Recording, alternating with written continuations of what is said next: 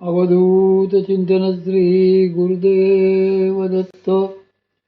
माझ्या सर्व साधक बंधू भगिनींनो, आपण वामनराज प्रकाशांची असंख्य पुस्तकं आहेत.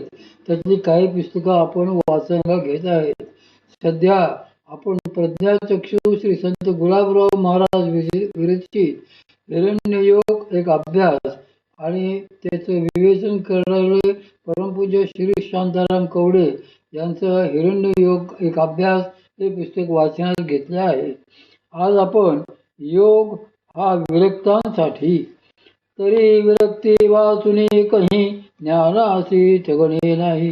अभ्यास योगात पुढे क्रमाक्रमाने जे ज्ञान प्रगट व्हायचे असते त्या ज्ञानाला हेच वैराग्य अथवा बळ येते. या वैराग्याचा विरक्तीचा आधार नसेल तर योग व्यर्थ आहे आणि ज्ञानही व्यर्थच आहे. श्री संत गुलाबराव महाराजांनी तर स्पष्टच निर्देश दिलेला आहे की तैसे कामबुद्धी योगाचरण ते नरकी पतन याची जन्मी. त्यांनी आपल्या योग प्रभावामध्ये स्पष्ट सांगितलेले आहे की फक्त विरक्तांनीच योग करावा. अविरक्तांनी तो करू नये. अविरक्ताने योगाभ्यास करणे म्हणजे उद्याचे मरण आजच आणणे होय. अविरक्तांनी जर योग केला तर त्यांच्या अल्पशुद्ध चित्तात ज्या ज्या अशुद्ध वासना असतील त्या वासनांमुळे तो भाग उठून ते तत्काळ त्याच्या योनीला जातील. पर्यायाने योगच त्यांचा घात करणारा होईल. योगाने बाकीचे काहीही साधले नाही तरी किमान पक्षी एकाग्रता साधायला लागून मनाची शक्ती वाढते. म्हणूनच मनाचे संकल्प विकल्प जर स्थिरावले असतील तरच योगाचा खरा उपयोग होतो. संकल्प विकल्पाचे लुगडे सांडूनी मन उघडे. असे जर संकल्प विकल्प टाकून मन उघडे झालेले असेल, निशंक झालेले असेल, निसंकल्प झालेले असेल तरच तेथे योग विभूती प्रगट होते. आणि जर का मन शुद्ध झालेले नसेल तर ते एकाग्रता दोष घेऊनच प्रगट होते व ते दोषच त्या योग्याच्या अधपात करविणारे ठरतात. वास्तविक पाहता अशांना योगाचा अधिकार नाही असेच म्हणायला पाहिजे. योगाचा अधिकारी शास्त्रानुसार वेद पठणाचा अधिकार कोणाला तर ज्याचा यज्ञोपवीत संस्कार संपन्न झालेला असेल त्यालाच. हा संस्कार झालेला नसेल तर मग तो जन्माने कोणीही का असेना त्याला वेदांचा अधिकारच नाही. तसेच वेदांताचा अधिकार कोणाला या संबंधात महात्म्यांनी असे स्पष्ट केलेले आहे की जो साधन चतुष्ट संपन्न असेल त्यालाच वेदांताचा अधिकारी म्हणावे.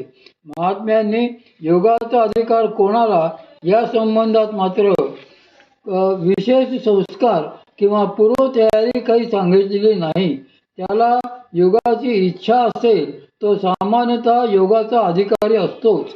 पण तरीही श्री महाराजांनी स्पष्टपणे सांगितलेले आहे की ज्याने संसाराचे नानाविध क्लेश अनुभवलेले आहेत आणि त्या संसार क्लेशांपुढे अभ्यासाचे भय, अभ्यासाचे श्रम व मृत्यूचे भय ज्याला वाटत नाही तोच वास्तविकपणे योगाचा खरा अधिकारी आहे.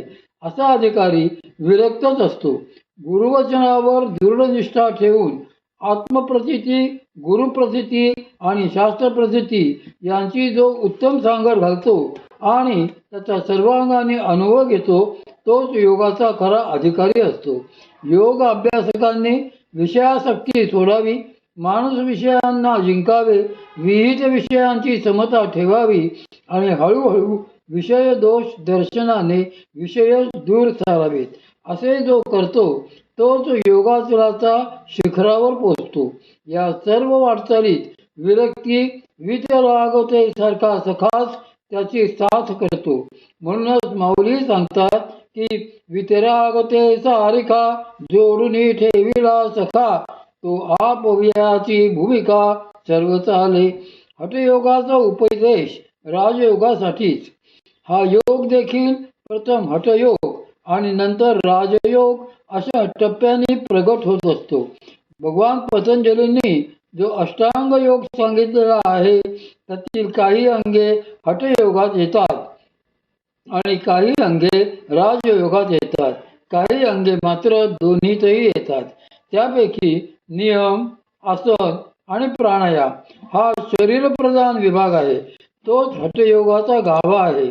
अष्टांग योगातला यम, प्रत्याहार, धारणा, ध्यान असा जो मानसप्रधान विभाग आहे तोच राजयोग होय.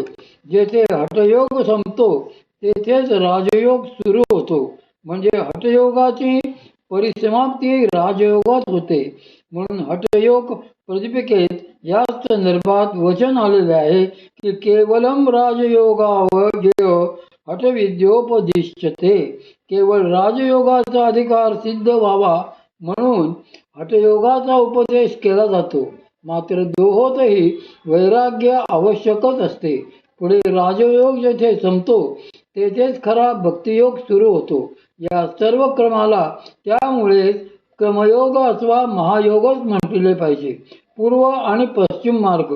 आपल्या सूक्ष्म शरीरातील जी सुषुम्ना नाडी असते ती मूळद्वारापासून ब्रह्मरंध्रापर्यंत जाते. या सुषुम्नेकरिताच पश्चिम मार्ग असाही शब्दप्रयोग होतो. पण माऊलीसारखे जे विचक्षण ज्ञानी आहेत, तज्ज्ञ आहेत, ते काही या सगळ्या सुषुम्ना नाडीला सरसकट पश्चिम मार्ग म्हणायला तयार नसतात. ते स्पष्ट सांगतात की या सुषुम्ना नाडीबरोबर इला आणि पिंगला या नाड्याही आज्ञाचक्रापर्यंत येतात, पण त्या आज्ञाचक्रापासून परत फिरतात. तेथून पुढे एकही सुषुम्ना नाडीच तर सहस्रारापर्यंत जाते. त्यामुळे खरा पश्चिम मार्ग आज्ञाचक्रापासून सुरू होतो. सुषुम्नेतल्या आज्ञाचक्रापर्यंत पूर्व मार्ग असेही म्हणतात. तिला बरेचशा अज्ञानचक्रापर्यंत सुषुम्नाच म्हटले जाते. पण आज्ञाचक्रानंतर मात्र तिला पश्चिम मार्ग असेच म्हणतात. तसेच या महायोगालाही त्यातला राजयोग प्रकट होऊन संपेपर्यंत राजयोगच म्हटले जाते. पण